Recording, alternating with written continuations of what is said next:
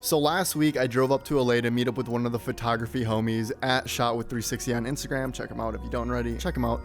Really good stuff. He was in LA for a week, so I had to go up and meet him and just hang out with him and just kind of see how he does his thing. And the day was kind of, all over the place, but we did capture some pretty cool stuff. And I did get a chance to kind of see him do his thing. But, it was an overall really cool day, and it was really cool meeting up with the homie.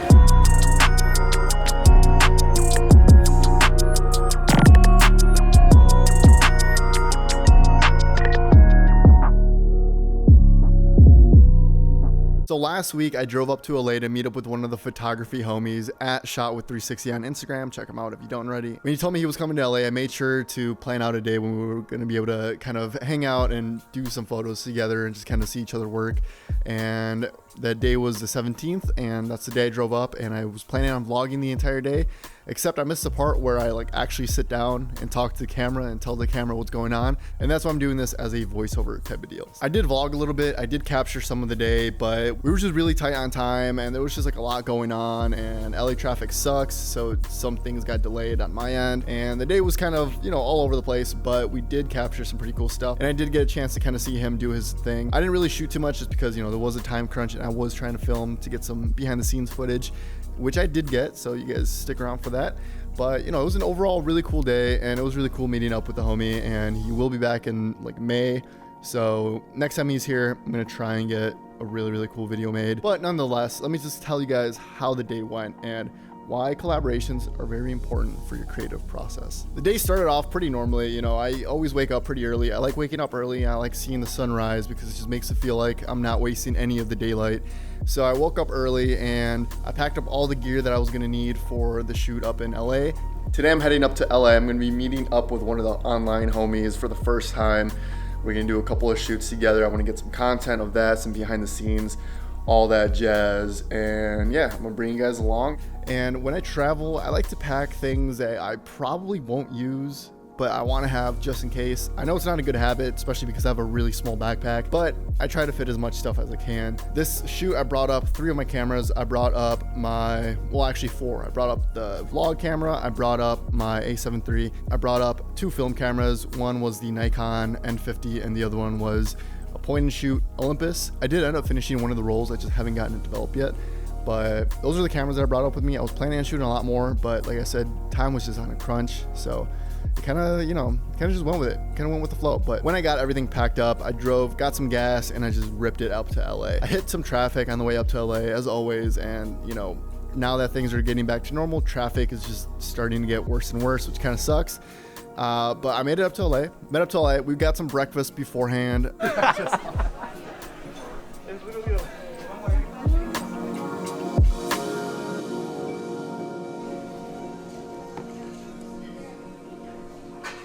Got that Olympus stylus? Yes, sir.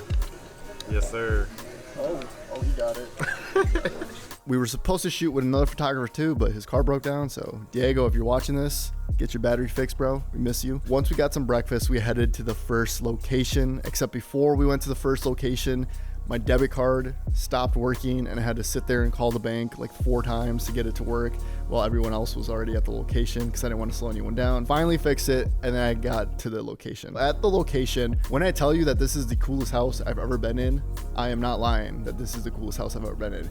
So it's an entire house, and it's like a full rentable studio. You can rent it for the day. It's super expensive, so you probably should have some money if you're gonna rent it for the whole day. But you can rent it out. You can rent out individual rooms. It's so big. It's so cool. Everything's really themed. Everything, each room has a different theme going, a different color theme.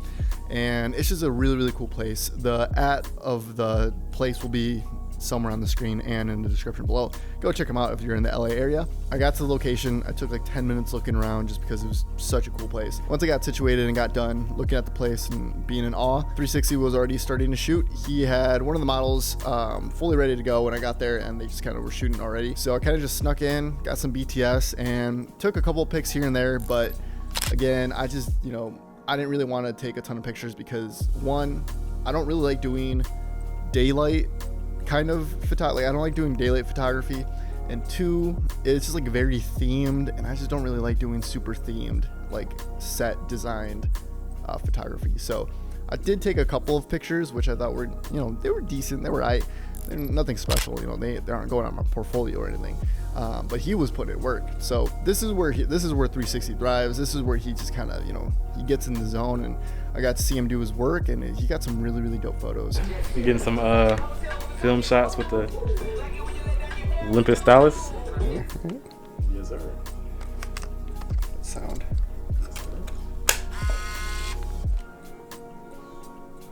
Did it work? Yep. Gang. Gang. On the video.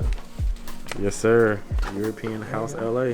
So he only rented out the space for like an hour, and then they only shot for like 40 minutes because they got a tour in the beginning, and then there was just like a really big time crunch, and they had to switch outfits for one of the rooms, and they just didn't have that much time. So I think they only shot in 2 rooms, and then they got like a couple of pictures on the 3rd room. Shout out to the model. She was a really dope model. She got some really cool stuff with 360. We didn't really shoot much, but that's all right. There's always next time. But once we finished up at that location, we had to drive all the way to downtown LA for the next studio.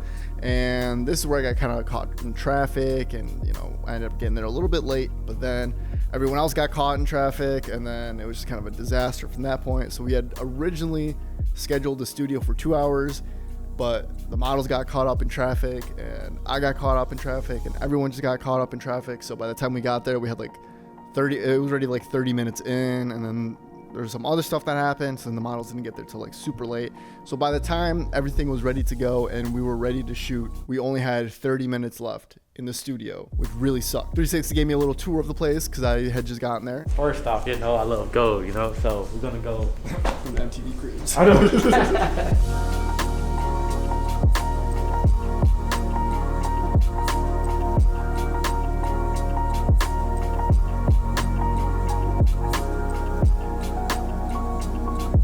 And it was a really, really dope place. But again, we only had 30 minutes to shoot. In this place, I did shoot a little bit more myself because the lighting was more controllable, and it wasn't like super daylighty. So I did get some photos myself, which again, nothing crazy. It was just kind of like, you know, I was there more so to kind of meet up with the homie and just see him do his thing, kind of get a little bit something from him.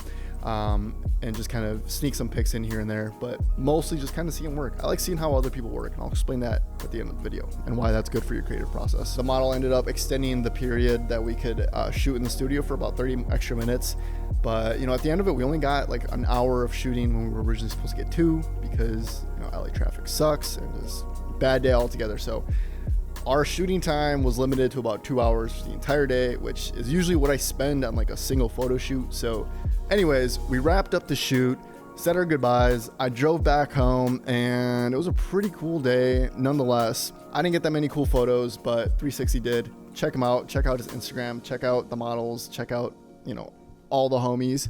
But yeah, let me kind of explain why I like to do things like this. Even though I didn't shoot a lot of like photos, even though I went there with the intention of not shooting a lot of photos, let me explain why doing stuff like this is good for your creativity and good as an overall photographer. Shooting with other photographers that have a different style than you is going to push you to become a better photographer in whatever style you're doing. Let me explain. When you're so caught up in doing something in a certain method, things begin to get repetitive and you kind of stop losing that creative flow. Creativity is chaotic. Creativity comes out of nowhere. It's not something that you can teach someone. Creativity isn't a solvable equation. There's no definitive yes and definitive no. It's something that just kind of happens. And if you try and work a method in and try and do something methodically, eventually you're just going to corner yourself, you're going to corner your creativity, and you're going to be limiting what your possibilities are for your creativity. This is when collaborating with other photographers or other artists within your field comes into play, because what I've been doing is I've been meeting up with photographers whose style is different enough for mine that we're not going to get the same photos, and I just kind of examine how they take their photos, how they communicate with the models, how they do their lighting, how they do their posing, how they do their shooting, all of these things, because when you see how other people are doing their work and how other people are going through their creative process, you learn something from it. Earlier last year, I shot with a photographer that was only shooting on film. And what that taught me was, it taught me to slow down. It taught me to stop using my shutter just because I can. With a digital camera, you have unlimited photos essentially. With a film camera, you don't. With a film camera, it costs you every single time you click the shutter. So he was taking like 5 minutes in between photos for a single frame. Whereas I was just sitting there, you know, rapid fire shooting off like 10, 20 photos at once. It made me realize that if the photo isn't perfect, don't waste your time on it. Don't try to make a photo perfect by taking 10 or 20 shots if you know it's not even gonna be a photo that you like. Don't fill up your memory card just because you can. Don't waste your shutters just because you can. Plan out your shoots in your head, plan out your shoots, and then just get that one single frame and then move on to the next one. You know, you can only take so many pictures of the same model from the same position with the same lighting. What I learned from that collaboration was slow down, be patient, make every photo count, but make sure that you're not wasting frames on a single pose in a single scene in a single setup. Then later on, I met up with another photographer who was completely different, you know, completely different vibe. She mostly shot outside. I mostly shoot inside. This time she was out of her element, so she was shooting inside, which is something she doesn't normally do. And what I learned from her was how to pose models differently. Obviously, I don't pose models that much, but I kind of got to see how she worked with her models. Because before that, I had never, you know, really gone crazy with the modeling. I never really did the modeling aspect side of the photography. I kind of just did the lighting. But when I saw her do her thing and saw what was possible from posing your models really uniquely, I kind of tried to start implementing that into my photography a little bit more. And you can kind of see the change in my photography after that collaboration. My models, I tried to get a little bit better posing. Still not the best at posing or directing, but you know, trying to get there. That really taught me that posing can really make or break a photo. If your posing is really, really good, you can make really good photos out of not ideal scenarios. Same way around, you know, if you have really good lighting but the posing isn't really on point, you can make some good photos still. But if you can do both, boy, you are gonna get some zesty photos. And when I learned that, that's when my photography game kind of, you know, went to the next level. Every time I've collaborated with someone, I've learned something that I've been able to implement into my photography, and then from there I was able to make my photography better. I was able to be more creative in a different way. I was able to use the pieces that I learned to build my photography even more. And the day you stop learning is the day you stop living, because you need to be constantly learning. You need to be constantly curious. You need to be changing 24/7, especially in a creative field where 5 years from now, the kind of photography that's popular right now isn't gonna be popular anymore. Even if you think you're good, you can always get better, and collaborating with other really great minds, I think, is a good way to do so.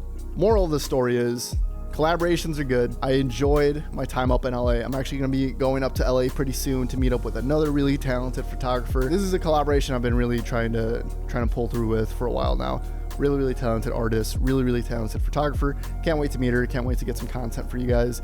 But yeah, moral of the story is, if you can, try and collaborate with other people, even if they're not a photographer, even if they're just a different artist. Just see their creative process, and I promise you, seeing someone else do their thing the way they do it is going to teach you something that you would have not learned. So collaborate as much as you can, and always try to learn something from those collaborations. And that's the moral of this video. Huge shout out to 360 and all the models that we worked with this last week. Go check them out on Instagram. Go check them out on their social medias. All the links will be down in the description below. It was a pleasure working with you guys. I can't wait to see 360 again in May. Hopefully we get some more content then. Really cool day, really good experience, and I loved every single second of it. If you guys have made it this far to the video, make sure to subscribe, make sure to like, and make sure to drop a comment down in the comment section below. Let me know if you guys like these kind of videos. Let me know if you guys would be interested in a vlog. I kind of want to start vlogging. I want to start doing some vlogs for like behind the scenes footage for photo shoots. I feel like that's a better way to incorporate behind the scenes rather than just like setting up a camera and voicing over. So let me know if you guys are interested in a vlog. I'll probably get that going. But yeah, it was a really cool experience. Thank you guys for watching. Follow me on social media if you haven't already. Everything is at Moody Darkroom as always. And thank you guys for watching. I will see you in the next one. See ya.